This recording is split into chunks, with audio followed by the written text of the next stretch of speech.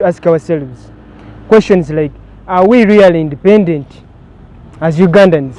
Are we really free from the forces of imperialism? The concept of independence is freeing ourselves from the forces of imperialism and neocolonialism.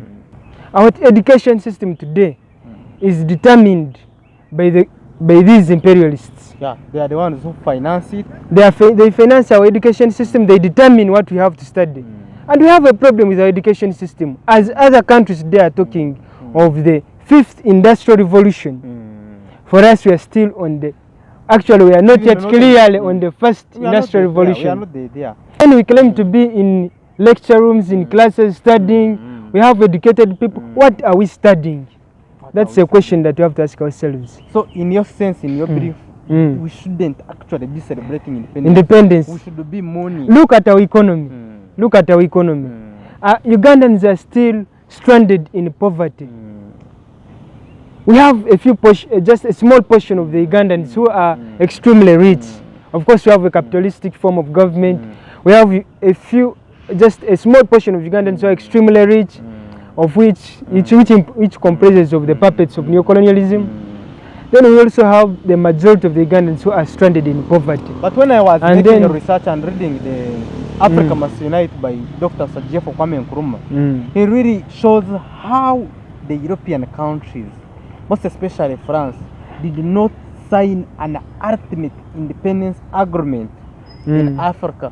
And I believe that is the reason as why most of the African states and most of the political leaders are meshed in the net of both political and economic dependence on these white people.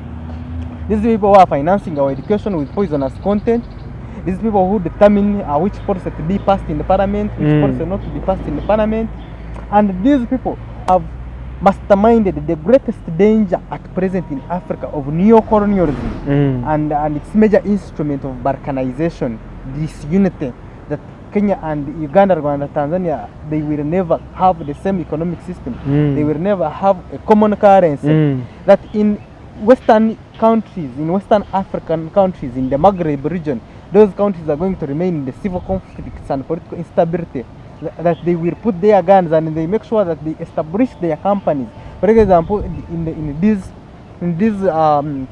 French colonies, this company, they funds the investment at the economic and social success. This company has really exploited the minerals of West Africa, has propagated puppet governments. True. And when the puppet governments tries to liberate and start working for them, for the citizens, for the people, now they make sure that they finance another coup. And what are those things that we should do right in order to make sure that we achieve the political and economic independence? So, Comrade Msime, what you have to understand is that we have to first understand that even though the colonialists left, they just left physically, but they are still here. That one brings in the idea of the concept of neocolonialism. We still have neocolonialism today in Africa. Neocolonialism. Neocolonialism says that neocolonialism is the worst stage of imperialism. Absolutely. You can see how today Africans are suffering. That's why I'm saying today we are not yet totally free. The imperialists, their ways. What they are doing today, we see them installing puppets. They are puppet governments to work or to fulfill their interests in the continent of Africa and the other parts of the world.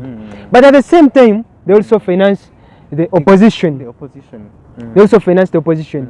And of course now the government will be fighting. In Uganda they will finance both the so-called Bobby Wine, and at the same time finance Mr. Museveni. Then the two parties will be fighting. As they fight, we the people, we the common citizens, we shall be the ones to lose.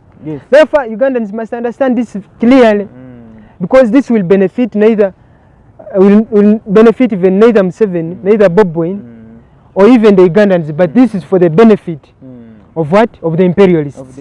So in this sense, you mean that colonialism and its attitudes, like the attitudes of slavery, human suffering, where Africans were sold as commodities, it's hung over dominates the behavior in the European and American hemisphere. That is Really, it hurts that now the very same attitudes, because the whites are the ones that first enslaved us, even before the Arabs.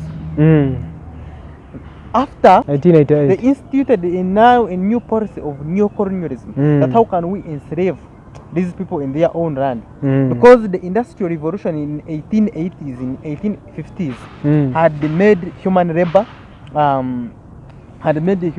less needed in the, so how can we drop these people back in Africa? And they, of course they created those countries, Liberia, Sierra Leone, and they made sure that how can we drop these people, these blacks in the Africans, and we go and enslave them. From there they work for us. And now after us Africans struggling to be independent and achieve the small we have, they come in another new form of neo-colonialism. And now neo-colonialism actually becomes the worst stage of imperialism. True. That now they have to enjoy our sweat when they are in a comfortable zone. When they are just seated, they have to enjoy our sweat. You can take an example, France. You know how France has, how France has been exploiting the resources in West Africa.